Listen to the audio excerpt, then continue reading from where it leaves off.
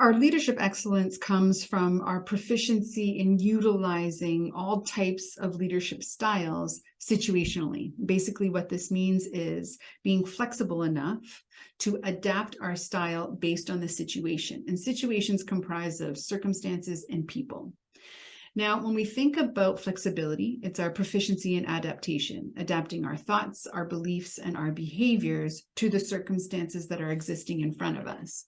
As a leader, what can get us caught is being rigid in a style of leadership, but also what can get us caught is poor relationship quality. So if we don't know people well enough that we're leading or we're interacting with, we can make mistakes on the best way to approach the situation so that they can really hear us, so that they can understand our intention, so that they are willing to dive into conversation with us and navigate and explore. So when we think about what might be the polar opposites of leadership style, coaching at one end, commanding at the other, it's not that commanding leadership style is a terrible style, we should never use it. It is a terrible style if it's the only one we use.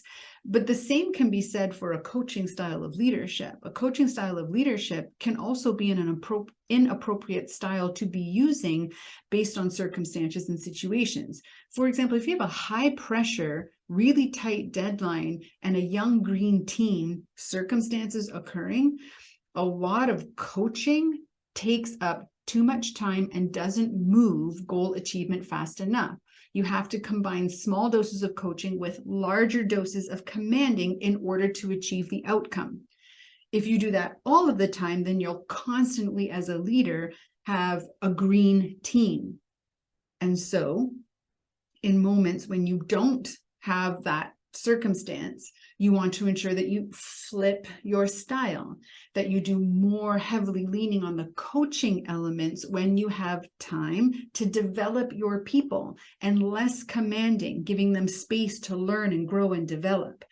And you will notice that when you do this, you yourself free yourself for the infinite gain.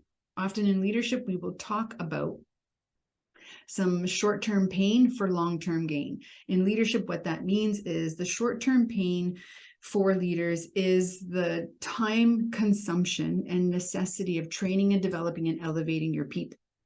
Now, if you happen to work in an organization that doesn't give you a heck of a lot of time to do that, meaning you are really bogged down by a lot of daily tasks, managing work rather than leading people, then it could seem like the leading people part is the second priority.